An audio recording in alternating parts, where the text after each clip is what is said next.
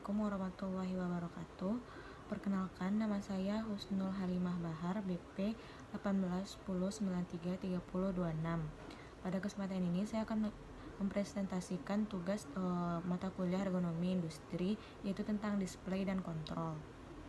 Yang harus kita lakukan yaitu pertama, cari satu display, satu kontrol, analisis rancangan kenapa tidak ergonomis, dan ketiga, rekomendasi rancangan agar ergonomis. Yang pertama yang akan dibahas yaitu display. Pada display itu saya memilih jam tangan. Saya akan menjelaskan kenapa alasan saya memilih jam tangan untuk display. Yang pertama yaitu jam tangan adalah benda yang ada di rumah saya.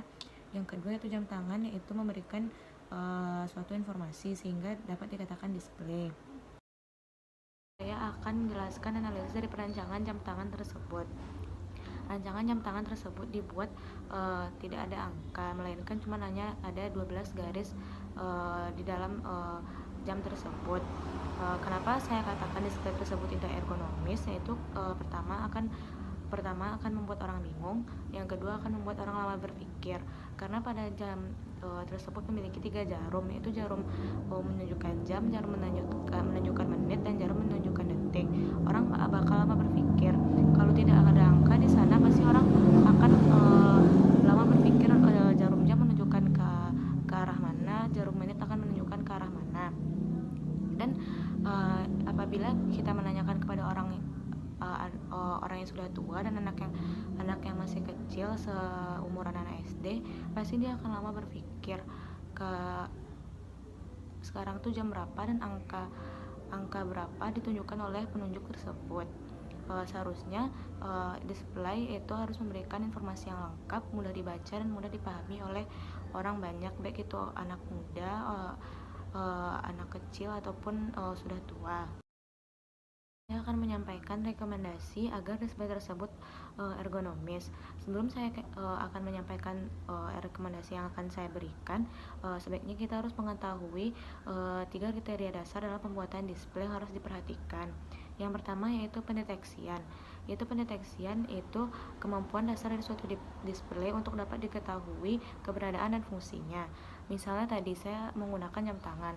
Pertama kali kita harus mengetahui fungsi dari jam tangan itu untuk apa, dan keberadaan jam tangan bagaimana.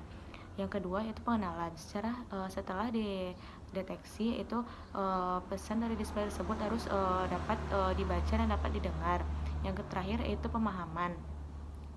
Pemahaman itu kita harus dapat membuat orang paham dengan apa yang dibuat. Karena setelah deteksi, pengenalan, pemahaman adalah yang paling penting.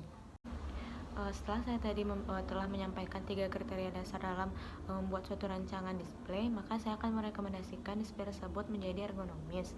Maka saya akan merancang jam tangan tersebut tidak menggunakan garis-garis, melainkan saya menggunakan angka, yaitu angka 1, 2, 3, sampai 12 yang seharusnya memang menggunakan angka.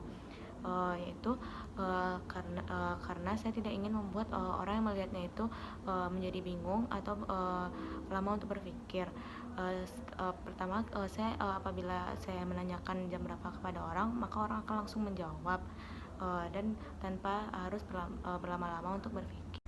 Yang kedua yang akan dibahas yaitu kontrol. Pada kontrol yang saya pilih yaitu dispenser. Akan memberikan alasan kenapa saya memilih dispenser sebagai kontrol.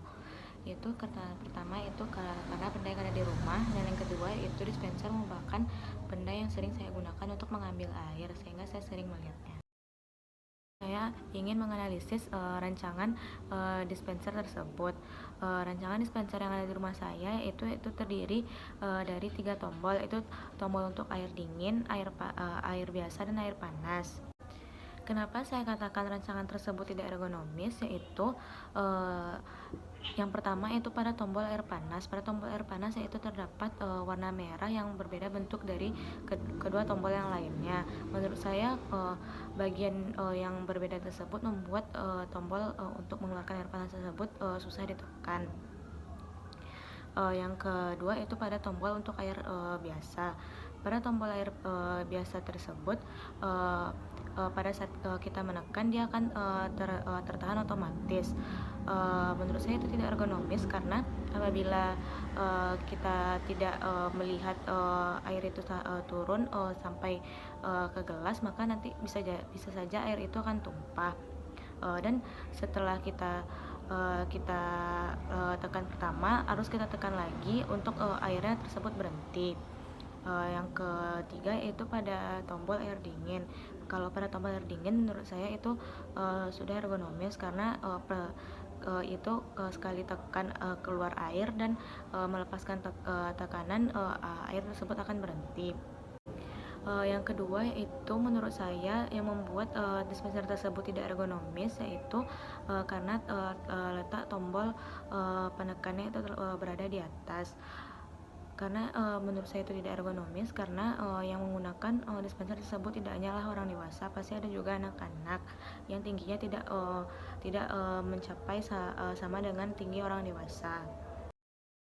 Memberikan rekomendasi rancangan untuk dispenser tersebut agar dispenser tersebut lebih ergonomis.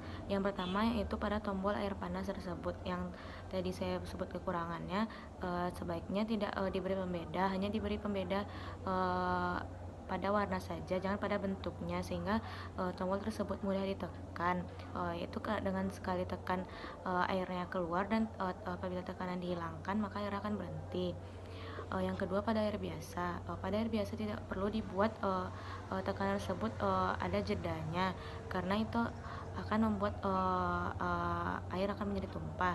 Sebaiknya desainnya itu seperti air dingin yang sudah ergonomis tadi yang saya bilang, yaitu sekali tekan itu airnya keluar dan tekanan dihilangkan, airnya akan berhenti. Lalu yaitu pada data antropometrinya, yaitu sebaiknya data antropometri dari dispenser tersebut lebih dipertimbangkan karena seharusnya tombol tersebut tidak diletakkan di paling atas, seharusnya tombol tersebut diletakkan di paling tengah sehingga semua orang dapat menjangkaunya, yaitu mulai dari anak kecil sampai orang dewasa. Ciri kontrol yang baik yaitu pertama yaitu dapat membuat kita mengontrol tanpa membuat kita lelah. Yang kedua yaitu dapat mengontrol tanpa kita harus melakukan sebuah kesalahan. Terima kasih telah menonton video saya. Semoga video yang saya buat ini bermanfaat.